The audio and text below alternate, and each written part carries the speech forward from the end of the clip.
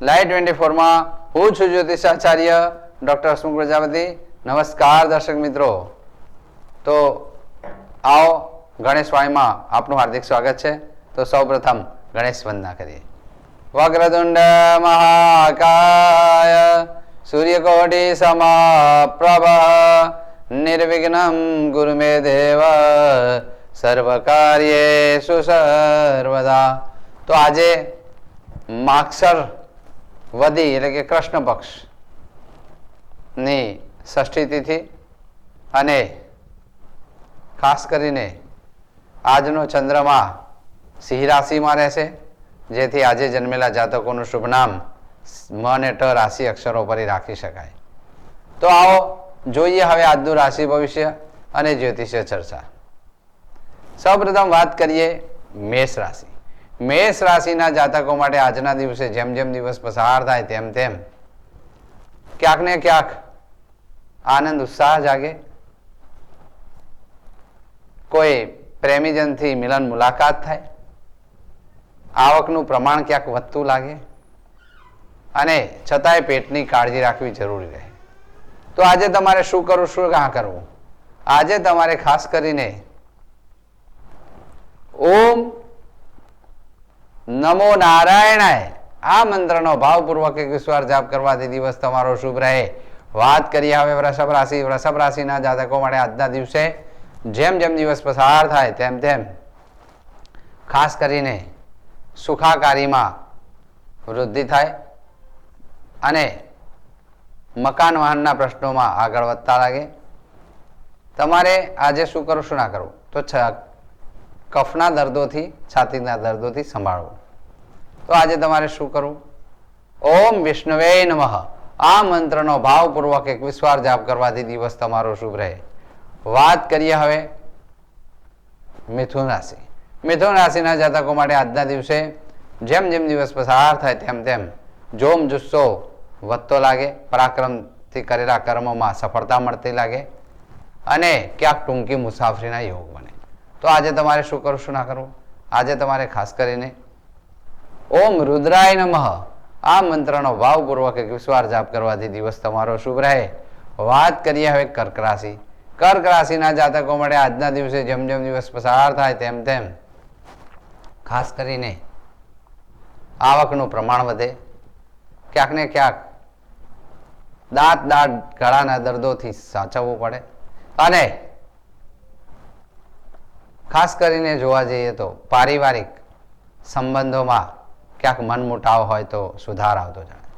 તો આજે તમારે શું કરવું, શું ના કરવું? આજે તમારે ખાસ કરીને મધુર વાણીનો ઉપયોગ કરવો અને ઓમ એમ રીમ એમ સરસ્વતી નમઃ આ મંત્રનો ભાવપૂર્વક 21 વાર જાપ કરવાથી દિવસ તમારો શુભ રહે.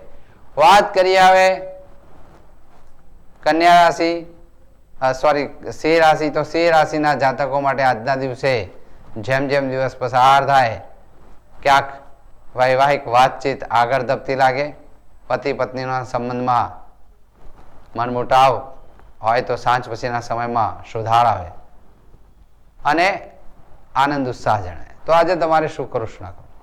આજે તમારે ખાસ કરીને હરિઓમ તત્સત જય ગુરુદત્ત આ મંત્રનો ભાવપૂર્વક 21 વાર જાપ કરવાથી દિવસ તમારો શુભ રહે. વાત કરીએ હવે કન્યા રાશિ.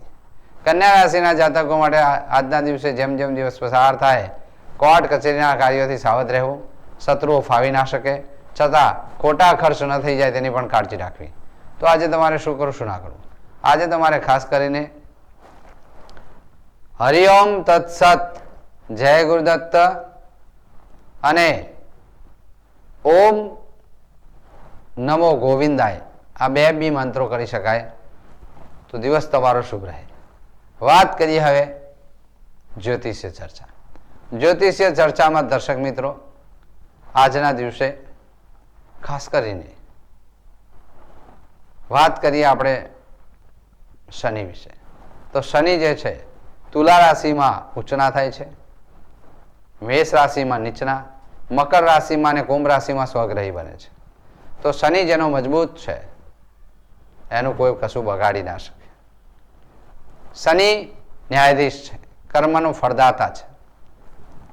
તો શનિ જ્યારે કેન્દ્રની અંદર 1, 4, 7 અને 10મા સ્થાનની અંદર જો સ્વગ્રાહી કે ઉચનો થઈને બેઠો હોય તો ખાસ કરીને શશક મહાપુરુષ નામનો રાજયોગ કરે છે. વ્યક્તિને ના વિચારેલું ના ધારેલું ક્યારે આપી દે છે ખબર પડતી નથી. અદ્ભુત લાભો આપે છે અને અઢળક સંપત્તિના માલિક પણ બનાવે છે. સાથે સાથે શનિ માટે વાત કરીએ તો શનિ જેનો ખરાબ છે, 4, 6, 8, 12મા સ્થાનની અંદર શનિ હોય તો ખાસ કરીને સ્ટ્રગલ, સંઘર્ષ. શનિ જેનો અશુભ છે એને સંઘર્ષ વધારે આવે છે અને ખાસ કરીને શનિની પનોતીનું નામ પડતા જ ઘણા લોકો થરથરતા હોય છે. કારણ કે પનોતીમાં ના જોયેલું જોવા મળે છે. જેને તમે પોતાના માનતા હોય, જેને તમે ખાસ માનતા હોય, એ તમારા કેટલા ખાસ છે એ પણ પનોતીમાં તમને ખબર પડી જાય. તમારા કપડાં પણ તમારા સગા નથી થતા એવી જો પનોતી તમને લાગતી હોય છે, શનિ જ્યારે નિર્બળ હોય છે તો એ પનોતીમાં વધારે પરેશાનીઓ થાય છે. જીવન ધોરણ કેવું શું છે, તમને આ સંસાર શું છે એનું ભાન પડી જાય. પણ જો શનિ જેનો સારો હોય તો પનોતીમાં પ્રગતિ પણ કરે છે. જેનો શનિ શુભ નથી એના માટે શું કરવું જોઈએ? તો હનુમાન ચાલીસાનો પાઠ ભાવપૂર્વક નિત્ય ઉપાસના કરવી જોઈએ. શનિ સ્તોત્ર કવચ કરી શકાય, શનિનો મંત્ર પણ કરી શકાય. ઓમ શમ શનિશ્ચરાય નમઃ આ મંત્રનો નિત્ય જાપ કરી શકાય. શનિનું રત્ન મધ્યમા આંગળીમાં એટલે કે બીજી આંગળીમાં નીલમ રત્ન ધારણ કરી શકાય. તો શનિ એ વાયુ તત્વનો માલિક છે અને વૃદ્ધ માણસોને હંમેશા રિસ્પેક્ટ કરવાથી, ઘરડા માણસોને રિસ્પેક્ટ કરવાથી શનિ શુભ ફળ આપે છે. દાદા દાદીને રિસ્પેક્ટ કરવાથી શુભ ફળ આપે છે. વિધવા હોય, ત્યક્તા હોય, અસહાય વ્યક્તિ હોય એ વ્યક્તિઓને મદદ કરવાથી શનિ હંમેશા રિસ્પેક્ટ કરે છે. તો ટૂંકમાં કહેવાનો મતલબ એ છે શનિ માટે ખાસ કરીને કે તમે જેટલું પોઝિટિવ કર્મ કરશો એટલું વધારે શુભ ફળ શનિ તમને આપશે. ન્યાયના દેવતા હોવાથી ખોટું જરા પણ શનિદેવ ચલાવતા નથી. આ વાતનો ખ્યાલ રહે. તો આજના એપિસોડમાં શનિ વિશે આટલું. વાત કરીએ હવે આગળ તુલા રાશિ. તુલા રાશિના જાતકો માટે આજના દિવસે જેમ જેમ દિવસ પસાર થાય તેમ તેમ આનંદ ઉત્સાહ રહે. આકસ્મિક કોઈ ધન લાભ મળી જાય, સામાજિક પ્રતિષ્ઠા વધે. તો આજે તમારે શું કરશું ના કરો? આજે તમારે ખાસ કરીને ઓમ ગંગ ગણપતે નમઃ આ મંત્રનો ભાવપૂર્વક 21 વાર જાપ કરવાથી દિવસ તમારો શુભ રહે. વાત કરીએ હવે વૃશ્ચિક રાશિ. વૃશ્ચિક રાશિના જાતકો માટે આજના દિવસે જેમ જેમ દિવસ પસાર થાય તેમ તેમ ક્યાંક ને ક્યાંક કર્મક્ષેત્રમાં, ધંધા રોજગારમાં પ્રગતિ જણાય અને પિતૃપક્ષે ક્યાંક લાભ મળી શકે. તો આજે તમારે શું કરવું શું ના કરવું? આજે તમારે ખાસ કરીને ઓમ રીમ નમઃ શિવાય આ મંત્રનો ભાવપૂર્વક 21 વાર જાપ કરવાથી દિવસ તમારો શુભ રહે. વાત કરીએ હવે ધનુરાશિ. ધનુરાશિના જાતકો માટે આજના દિવસે જેમ જેમ દિવસ પસાર થાય તેમ તેમ ભાગ્યના દ્વાર ખુલતા લાગે. કોઈ ધર્મ કાર્ય થાય, યાત્રા પ્રવાસનું આયોજન થઈ શકે અને ભાગ્યોદય થાય, પ્રગતિ થાય. તો આજે તમારે શું કરવું શું ના કરવું? આજે તમારે ખાસ કરીને ઓમ દ્રામ દત્તાત્રેયાય નમઃ આ મંત્રનો ભાવપૂર્વક 21 વાર જાપ કરવાથી દિવસ તમારો શુભ રહે. વાત કરીએ હવે મકર રાશિ. મકર રાશિના જાતકો માટે આજના દિવસે ક્યાંક ને ક્યાંક ગૂઢ જ્ઞાનમાં વૃદ્ધિ થાય. વારસાગત પ્રોપર્ટીના પ્રશ્નોમાં ક્યાંક ના ક્યાંક ઉકેલ આવતો હોય તેવું લાગ્યા કરે, છતાંય કંઈક મથામણ લાગે. તો આજે તમારે શું કરવું શું ના કરવું? આજે તમારે ખાસ કરીને ઓમ દુમ દુર્ગાય નમઃ આ મંત્રનો ભાવપૂર્વક 21 વાર જાપ કરવાથી દિવસ તમારો શુભ રહે. વાત કરીએ હવે કુંભ રાશિ. કુંભ રાશિના જાતકો માટે આજના દિવસે પતિ પત્નીમાં ક્યાંક ને ક્યાંક મધુરતા વધતી લાગે.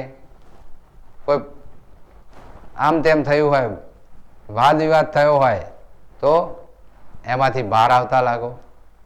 આવકનું પ્રમાણ વધે અને જાહેર જીવનમાં માન સન્માનના યોગ બને.